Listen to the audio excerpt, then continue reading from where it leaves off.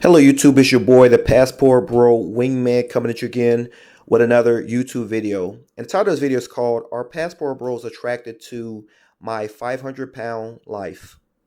And the way this video came about, as I was watching, pretty much as I was going through some news, I noticed that there was an article that was published, and this was by Fox Business, in which they were saying that Victoria's Secret had ditched prioritizing wokeness over sexiness, and after sales drop. And pretty much what this goes into is, if you remember, just over the past, I would say 5, maybe 10 years or so, there's been a big push to kind of like to normalize, plus size women and, models and that kind of thing. Everything from pushing Lizzo. Every time you see Lizzo, they show her dancing and twerking. I believe she had a show in which she was trying to encourage, um, big women or something like that. But either way, you have the Lizzo propaganda going on, and they're trying to make that sexy. And then also you had, I believe it was Sports Illustrated. I believe they had a plus size model on there as like for the swimsuit edition. You had that going on, and then even you have Victoria's Secret really pushing those images out there. But what they noticed was, even though they was pushing this, their sales started to drop. Like a lot of people weren't really down with the whole push for this. Even yeah, just in general, like there's been lots of talks about, why are we encouraging people to live unhealthy lifestyles? Because here's my thing. I understand that you don't want to hurt people's feelings, and you don't want people to get depressed. And I know to some degree there was a lot of people self unaliving themselves because they got, they've been like so depressed, the economy's bad. You don't want to push people even women, you don't want to push women into that direction as well. So I'm not saying that at the core of things there's not some type of what's the word? I understand the substance behind it. I understand what you're trying to do, but at the same time, you still got to be, you still got to care about people's health, because if you see there's some type of issue and you encourage the wrong type of behavior, it's going to make people think that it's okay to not be as concerned about their health. Now this needs to be said as well. Me personally, I'm not a fan of stick shaped women who are just very, very, bony and skinny and that kind of thing. As I'm gonna go out on a limb and say, as I think most, especially most black men, we generally like our women to be kind of thick. But here's the difference: we want them thick. We don't necessarily want them, you know, my 500-pound life. We don't want it. We don't want. If anybody doesn't know what my 500-pound life is, I want you to go into YouTube. I want you to type in the title, "My 500-Pound Life TLC," and you'll see what I'm talking about. Now, the reason I have to keep referencing that is because YouTube, with their algorithm, they actually, when they see certain shaming type language, they'll actually block certain videos, demonetize certain videos, and that kind of thing. So I got to be very careful in this video when I'm speaking about what I'm speaking about. But that's why I titled it "My 500-Pound Life." That way you kind of know the type of woman I'm talking about. So there's thick women, and then there's the my 500-pound lifestyle shaped women. Now, why would I bring this up, and what does this have to do with Passport Bros? As I've spoken about before in the past, one of the questions that always comes up that a lot of people think about is, technically, there are more women in the United States than there are men. So why would men have such a problem in the United States, getting women? Or, at one point they were saying, like, I believe like 30% of men from, I believe, 18 to about 30, about 30% of them reported not having any, sexual intimacy within like the last few years for the most part.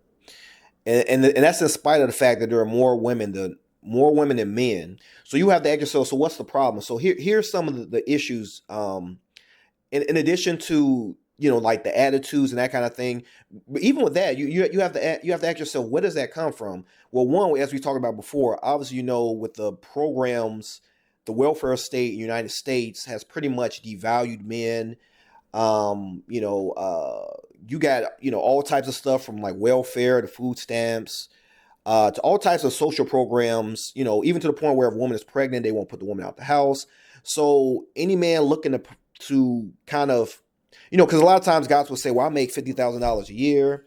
I'm a good provider. I do well. But technically, based upon what the welfare state, the way our country runs, it kind of devalues that in a way where women even feels like she doesn't really need that. You have women literally in the projects that'll wear like a Gucci coat. They'll take some of their, the money they get from welfare, or for their little job here and there. Since they have Section 8, they can just go and use their money from their job and just get outfits and that kind of thing. So a lot of times they don't really see a point in, to some degree, having a man. So you have that going on. So that's one component of it. But the bigger component, and no pun intended, is we have an obesity situation in the United States. And now you would say, like, why is that important? What's that got to do anything? What that has to do is, keep in mind that most men in general, across the board, including black men, we won't really date a woman if she is the my 500-pound lifestyle, shape. If she's that shape, most men in general, we don't find those women attractive. It's very difficult. Now, again, you may have here and there you will hear about some man who likes a woman who's, above, 300 pounds, but that is like very, very, very, very rare. It's very rare for guys all across the board, including black men. And we love, we love thick women, we love thick thighs, we love the butt, everything like that. But as we kind of like it in what do you call it? In put it this way, we like it when it kind of works its way, when it's done in a way where the woman has curves and shapes. Like, for example, there's certain like video vixens and video models that are thick. They have thin waists, but they have, they're heavy up top, and then they got like, nice derriere. So, we like that. But technically, when you look at the definition of what it means to be like overweight, a lot of them technically will fall into that category. However, it's done in that's what I was looking for, a proportion. It's done in proportion. So we don't mind a woman if she's slightly overweight, and the word is slightly overweight, if it's done in proportion where she has like nice curves and that kind of thing. Now, what we're not attracted to, at least majority of us, is when they start to fall into the my 500-pound lifestyle. We're not technically a fan of that. Now, here's the issue, and I'm going to show you some stats as well. One of the issues is that they pretty much were saying, there was a question that was looked up that said, is America number one in obesity? And they're pretty much saying that there's soaring obesity rates, and it makes the U.S. the most overweight country in the OECD. Overweight and obesity rates have increased steadily since the 1980s in both men and women. 3 out of 4, look at this, 3 out of 4 people are projected by the OECD to be overweight or obese within 10 years. And this is by OECD.org. And you might ask, what is the OECD? And that's pretty much the Organization for Economic Cooperation and Development. It's pretty much like a list of countries that are like well developed, a lot of the richer countries. And pretty much within those rich countries, U.S. is pretty much targeted to be, number one, because pretty much based upon, if you look at the stat here, it said just 30% of Americans are exercising enough.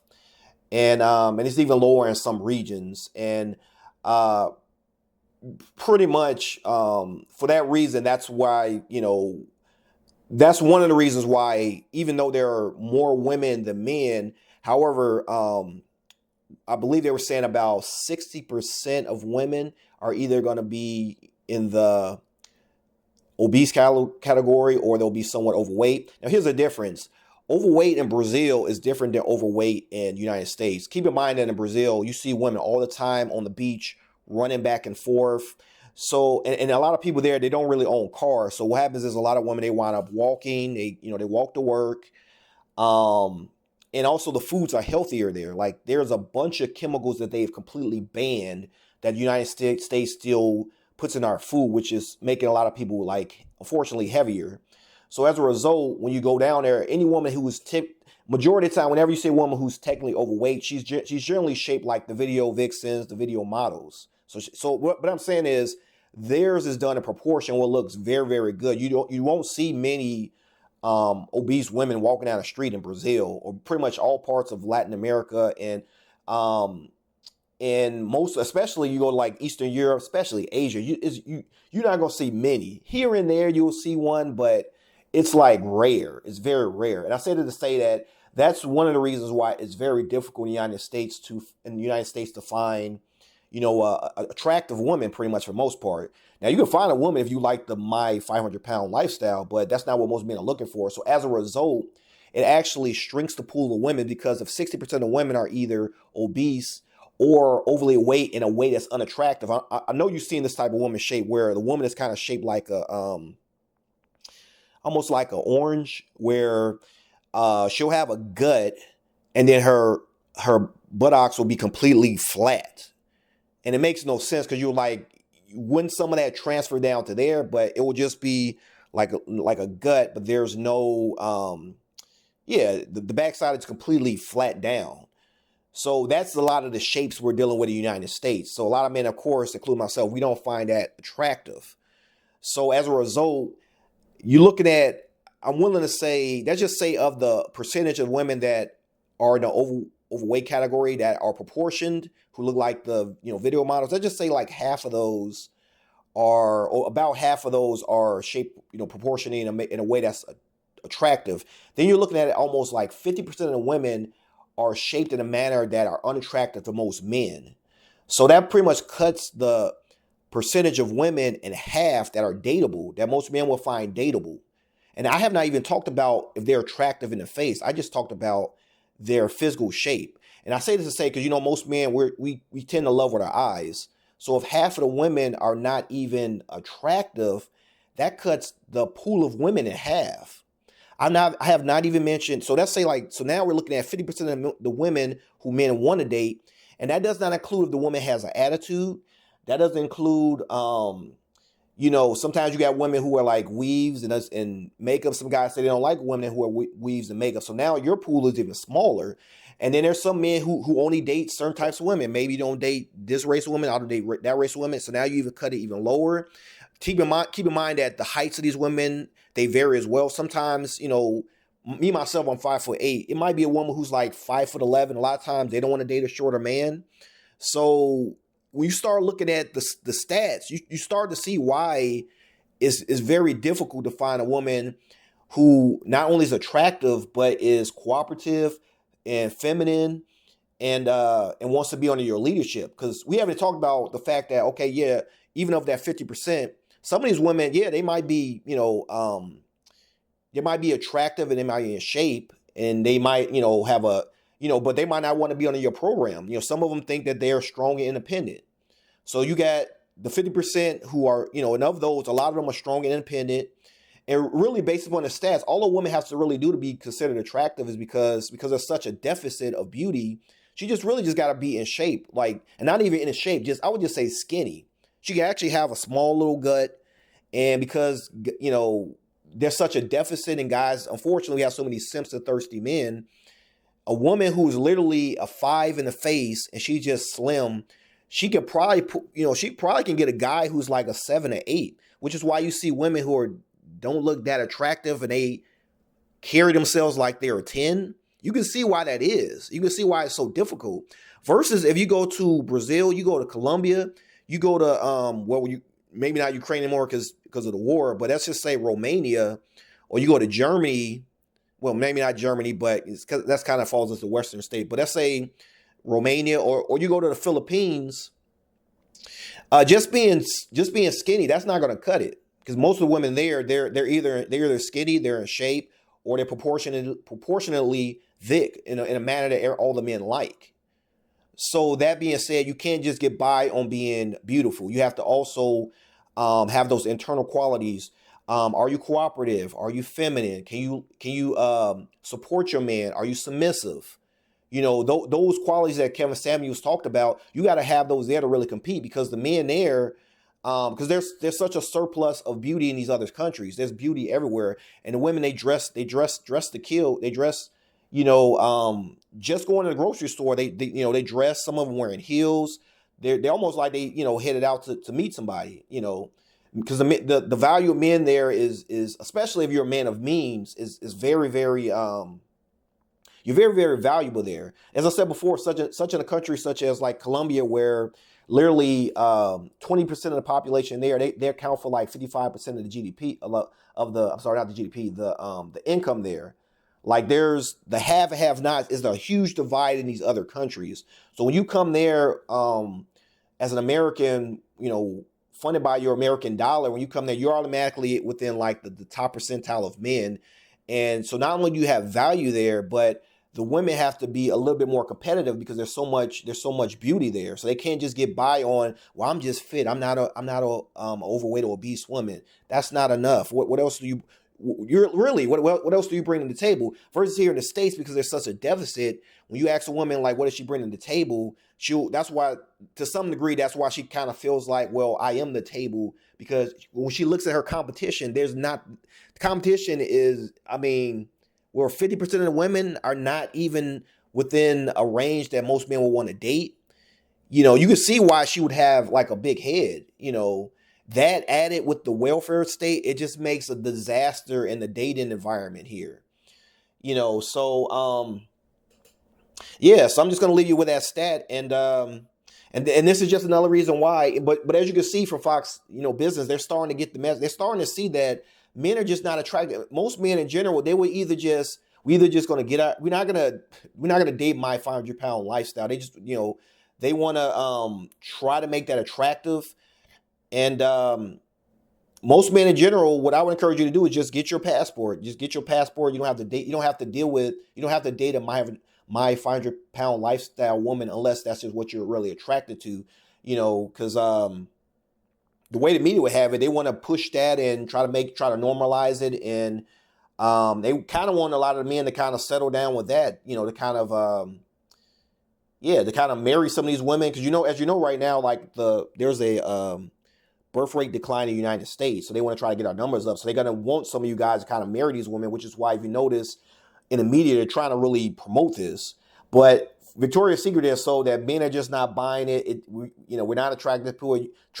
You can't fight biology. It is what it is, So if they really want to get the numbers up, what they're going to have to do is they're going to have to start promoting more healthy lifestyles, promoting eating well, promoting people to go to the gym, things like that. And here's the thing, me myself, after this whole COVID situation, did I gain a little weight? I did gain a little weight. I think most people did. I think the COVID situation just made things worse, because a lot of people, including myself, I work in the IT field, so a lot of times I'm just sitting at my desk, so it just makes things a little rough. Which is why now I've been lately trying to get back into the gym, trying to get back to my thing. But as Dennis Sperling has said, technically, when it comes to the sexes, we're not supposed to be the fair and beautiful ones. As Kevin Samuel said, the women, you're supposed to be the one saying, choose me. This is why. You're supposed to be the beautiful one in the couple. We're supposed to be the providers, the leaders. We're giving leadership. We're adding to the family. We're providing support. That's supposed to be where our beauty comes from, more so that than our physicality. Even though it does, as I said before, it will give you an edge. Obviously, if you're a handsome guy, you're in shape, that kind of thing. Which is why it's put it this way, it's to your advantage if you're willing to work out and get in shape. But here's the thing, as a lot of people said before, and this is what I've stated as well, especially for the guys, since most of our quote unquote handsomeness is going to come from us being a provider, us giving great leadership. Just for your health standpoint, just so you can be here for the long run, I would encourage you to, work out and try to look your best. But don't do that for the woman. Do that for yourself. Do that for your own personal health. Do that so that you can live way beyond the average life expectancy, which I believe is around like 78 or something like that. You work out and better yourself for you so that you can live long and see your grandchildren, that kind of thing. Don't do it for like these women and that kind of thing. And plus, it's not necessarily anyway. I mean, you'll see. I mean, as you can see, women they'll date a big guy if he if he has his finances in order, he's taking care of business. That's not our problem. Because a lot of times women, they kind of love with their hearts, but men, we love with our eyes. So, I mean, unfortunately for the women, in their case, they're going to have to really, biology is biology. Just pushing pushing passport bros to be attracted to my 500-pound lifestyle, all that's going to do is push more guys over to our side to say, hey, I don't want to deal with this. What's going on in Colombia? What's going on in Brazil? What's going on in Thailand? I want some women who are fit, feminine, and friendly. That's all that's going to do. So I just, that's about all I have to really say on this topic. I kind of dragged it on, long enough. But just let me know what you think about this whole situation, about, them pushing this, agenda in the United States. Was this something that kind of sparked you to become a passport bro? You got tired of the deficit in the United States. You got tired of the options, the quote unquote options you have here. You wanted something better. And I would say any guy who is right now, I'm not gonna say desperate, but at a point where like they feel like, you remember the 30% I talked about, maybe you're not getting any play for women at all, and you're thinking about, well, some woman is better than no woman, and you're kind of tempted to date a my 500-pound lifestyle, type, woman. If you're tempted to do that because you have no options, listen to me. I want you to get your passport. I want you to go to the DR. I want you to go to Colombia. If you have the additional money, especially I would recommend for your first trip, if you have the additional money, I would say head directly to the Philippines. You're going to see some of the most fit, feminine, friendly women you have ever met in your life. And after that, you're going to be changed forever. When you come back here, it wouldn't even, put it away, it wouldn't even cross your mind to do something like that, to deal with my 500-pound life. That's I'm going to leave it at that. And I'm going to end the video right here. So please leave your comments. Subscribe to my channel if you have not. Hit the thumbs up. Hit the notification bell. And until next time, this is your boy, the Passport Bro Wingman, signing off. Dear Passport Boys, dear Passport Bros, stop calling yourself Passport Boys and Passport Bros. Are you going to the Philippines to look for a Filipina queen or what? So stop calling yourself Passport Boys and Passport Bros. Start calling yourself Passport Kings.